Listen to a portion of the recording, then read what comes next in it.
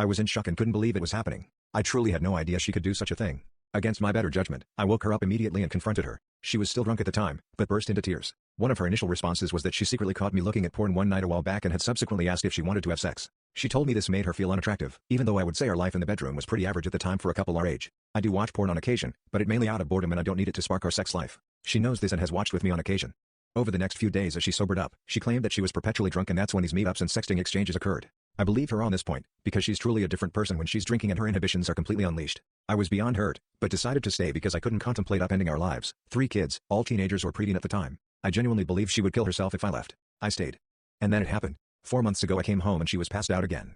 My lack of trust for her made me feel like I had no choice but to check her phone again.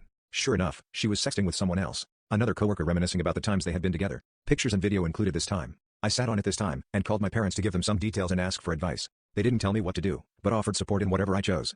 I texted a recently divorced friend and asked for an attorney recommendation. I called the attorney but she didn't pick up. I left a message and never got a call back. When I got home after leaving the message I asked her how many men she had slept with since we'd been married. She lied and tried to admit only to the one. She genuinely had no idea that she had been texting with this other guy the night prior. She was that drunk. So I asked her about the other guy, using his name. Fear washed over her face and she knew that I knew. More tears and claimed that she hadn't seen him in person in years. Turns out, that affair occurred previously to the one that I knew about. It was also not a one-off event as they apparently met up several times, but she can't remember specifics. The text thread I found was an attempt at rekindling the affair while she was drunk again.